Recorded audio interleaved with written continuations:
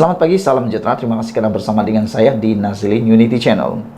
Saudara-saudara sekalian, sudah ramai orang tertanya-tanya apa sebenarnya penyakit Zahid Hamidi, sehingga kan beberapa kali kita juga terkejut dengan keadaan wajah Sanusi pula, wajah Zahid Hamidi yang pernah bengkak dan mengejutkan kita.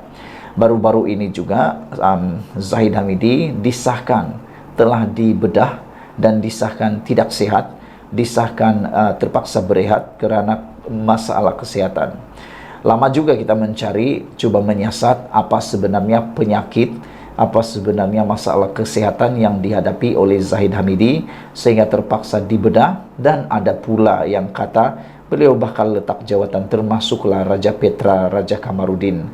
Dia mengagak, dia memberikan gambaran kononnya Zahid Hamidi bakal letak jawatan, tapi rupa-rupanya apa yang dia jangka itu salah. Jadi malam ini, pada pagi ini, kita umumkan kepada Anda rupa-rupanya masalah kesehatan yang dihadapi oleh Zahid Hamidi ialah akibat penyakit prostat. Timbalan Perdana Menteri disahkan lepas bedah akibat penyakit prostat. Timbalan Perdana Menteri Ahmad Zahid Hamidi menafikan spekulasi mengenai tahap kesihatan yang merosot sehingga mendorongnya untuk melepaskan jawatan. Ahmad Zahid berkata kesehatannya kini semakin baik selepas menjalani pembedahan akibat penyakit prostat. Saya sendiri pun tak tahu yang saya akan melakukan perkara itu, yaitu spekulasi meletakkan jawatan. Jadi ramai yang orang spekulasikan, mungkin mereka suka kalau Zahid Hamidi letak jawatan supaya ada raksasa yang besar yang boleh menghuru-harakan UMNO dan merampas UMNO daripada kuasa Zahid Hamidi, dan mungkin ada niat untuk cuba-cuba keluar daripada Pakatan Kerajaan Perpaduan. Kata Zahid Hamidi, saya sendiri pun tak tahu yang saya akan melakukan perkara itu, yaitu letak jawatan. Jadi orang saja yang tahu. Zahid tak tahu langsung pun. Ini semua cerita rekaan. Saya memang ada jalani prosedur pembedahan prostat, kata Zahid. Semua orang laki-laki ada prostat. Yang di depan ni wartawan mungkin ada, kata Zahid Hamidi. Alhamdulillah saya sihat atas doa semua. Termasuk orang yang mendoakan agar saya melakukan sesuatu yang tidak pernah saya fikirkan, katanya ketika ditemui di Putrajaya hari ini. Ini bermaksud bahwa ada orang yang mendoakan supaya Zahid Hamidi letak jawatan dengan segera. Tapi Zahid kata dia tidak akan lakukan perkara itu. Ahmad Zahid bagaimanapun tidak menjelaskan lebih lanjut penyakit berkaitan prostat yang dihadapinya. Dia berkata demikian selepas ditanya wartawan mengenai spekulasi akan meletakkan jawatan sebagai timbalan Perdana Menteri selepas disahkan menghidap kanser. Sebelum ini timbul kabar angin bahawa timbalan Perdana Menteri itu menghidap kanser prostat. Sebelum ini pelbagai spekulasi berlegar di media sosial berkait tahap kesihatan Presiden UMNO itu. Malah ada spekulasi mendakwa Ahmad Zahid Hamidi menghidap sakit kanser tahap 4 dan akan melepaskan jawatan dipegangnya. Pada 18 November lalu, anak sulung timbalan Perdana Menteri Nurul Hidayah mengesahkan bapanya dalam keadaan sihat selepas menjalani prosedur pembedahan 2 hari sebelum itu. Dalam hantaran dimuat naik di Instagram, Nurul Hidayah yang lebih mesra disapa sebagai Kak Long itu berkata dia sangat menghargai segala keprihatinan dan doa daripada orang ramai mengenai kesihatan bapanya. Pada 1 Disember lalu, Ahmad Zahid kembali bertugas serta menghadiri mesyuarat kabinet yang dipengerusikan Perdana Menteri Anwar Ibrahim selepas tempoh berehat setelah menjalani pembedahan. Menteri Kemajuan Desa dan Wilayah itu dilihat hadir dalam bilik mesyuarat dalam keadaan ceria ketika membuat pendaftaran identiti digital nasional atau Digital ID pada jam 9 pagi.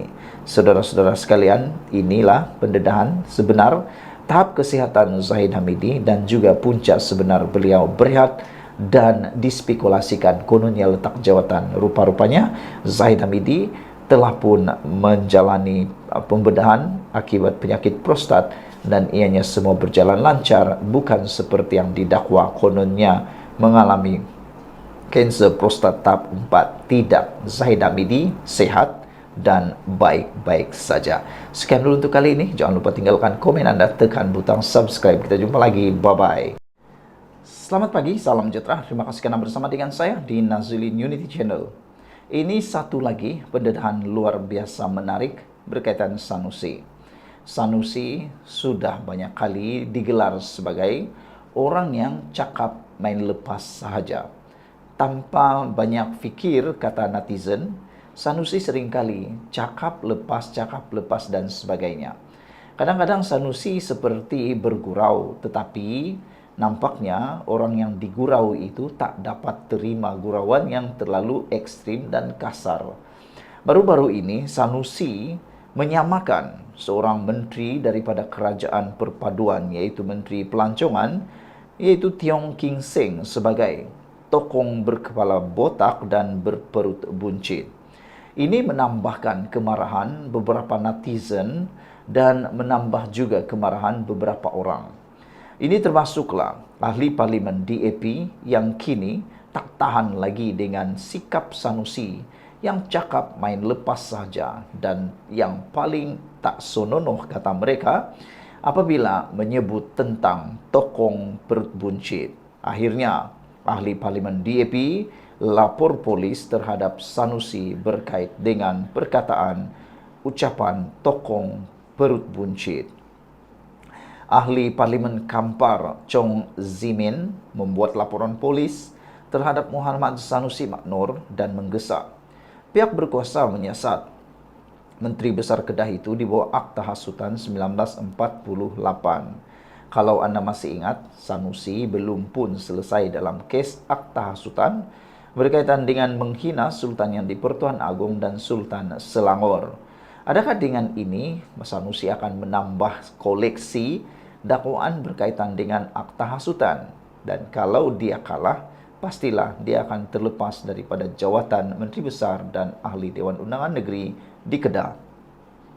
Karena kelayakan beliau untuk memegang jawatan itu akan terhapus apabila beliau bergelar sebagai banduan kalau beliau kalah dalam kes hasutan tersebut. Seterusnya, saudara, menurut laporan Malaysia Kini ini, ia berhubung kenyataan Sanusi pada sidang Dewan Undangan Negeri Kedah baru-baru ini yang menggelar Menteri Pelancongan sebagai yaitu Tiong King Seng sebagai tokong berkepala botak dan berperut buncit. Kenyataan Sanusi ini telah menghina dan memperlekehkan agama Buddha dan boleh menimbulkan perasaan bersakit-sakit hati atau bermusuhan di antara satu kaum dan agama dengan satu kaum dan agama dalam Malaysia. Saya menyeru pihak PDRM, kata beliau, supaya menyiasat kenyataan yang dibuat oleh Sanusi di bawah Akta Hasutan 1948 dan mengambil tindakan sewajarnya, ujarnya dalam satu kenyataan. Sanusi dalam sidang Dewan Undangan Negeri Kedah minggu lalu menyelar Tiong King Seng dalam logat Kedah dengan menyamakannya sebagai tokong berkepala botak dan perut buncit yang duduk di bawah pokok pisang. Muka dia kalau saya ajuk jadi macam tokong hat kepala botak, hat perut buncit tu, katanya. Dia berkata demikian ketika mengkritik Tiong yang menurutnya tidak memberikan sebarang pandangan ketika mesyuarat mereka dengan wakil kerajaan Thailand di Sadoa, selatan Thailand pada 27 November. Susulan itu, Tiong membidas Sanusi dengan mengatakan otaknya masuk air. Dia punya otak masuk air ke apa? Tuhan pun kasih samat tuduh, kata beliau. Dia kata saya duduk di bawah pokok pisang, macam itu tokong Buddha yang berperut buncit. Kalau kamu cerita sebegitu, sudah menghina satu tokong lagi, katanya. Mengulas lanjut, Chong berkata walaupun Sanusi membuat kenyataan tersebut dalam sidang Dewan Undangan Negeri, namun dia tidak dilindungi imuniti Dewan sekiranya melanggar Akta Hasutan 1948. Ia katanya seperti mana yang berlaku terhadap ahli Parlimen Jelutung RS Raya yang pernah disiasat di bawah Akta Hasutan berhubung kenyataannya pada sidang Dewan Undangan Negeri Pulau Pinang.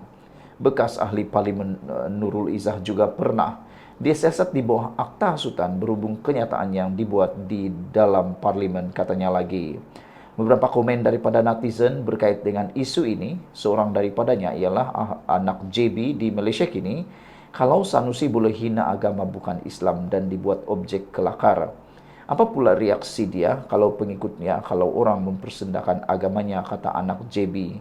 Kelakuan dia sebagai ketua negeri tidak munasabah untuk menghasut dan mempersendakan agama lain, kata beliau lagi. Green Cheetah pula katakan, itulah siapa suruh kasih menang orang macam Sanusi. Kalau kita lantik orang seperti itu jadi ketua, maka kita juga harus terima kalau ketua kita buat kerja seperti itu, katanya. Tok Mudim kata, Perikatan Nasional terancam sungguh apabila hukum syariat dicabar sampai sanggup ponteng sidang yang sepatutnya menjadi tugas hakiki untuk berdemo berhimpun kononnya nak selamatkan syariah. Konon marah sangat apabila agama dicabar atau dihina.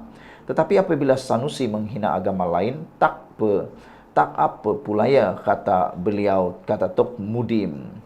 Sami Velu kata, lihatlah, tiada siapapun dalam Perikatan Nasional yang menegur Sanusi bila sudah terang-terang menghina agama lain. Bila orang bukan Islam dikatakan menghina Islam, cukup cepat sampai nak buat protes jalanan dan mengatakan kerajaan Madani tidak menjaga agama Islam.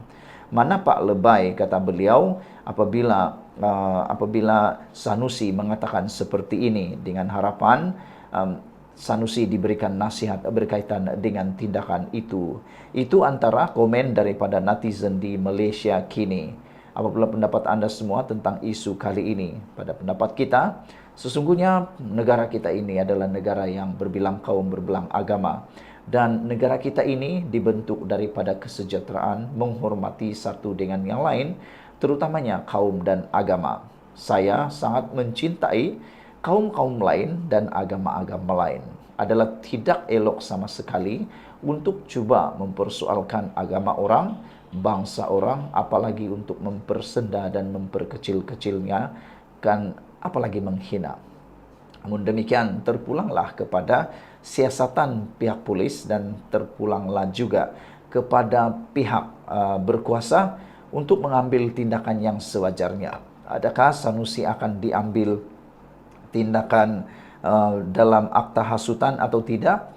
Itu kita pun belum pasti. Namun kalau anda katakan dia tidak akan didakwa kerana ada imuniti di Dewan Undangan Negeri, maka itu adalah salah, kerana sudah ada duluan tentang isu ini apabila RSN Raya pernah disiasat di bawah akta hasutan juga di Dewan Undangan Negeri Pulau Pinang, dan seorang lagi ahli parlimen Pakatan Harapan iaitu Nurul Izzah Anwar juga pernah disiasat di bawah akta hasutan juga semasa di dalam parlimen. Jadi tiada imuniti untuk perkara itu di bawah akta hasutan. Sekian dulu Malaysia kita punya. Kita juga sama-sama cintai Malaysiaku. Dipetik daripada Malaysia Kini. Bye-bye.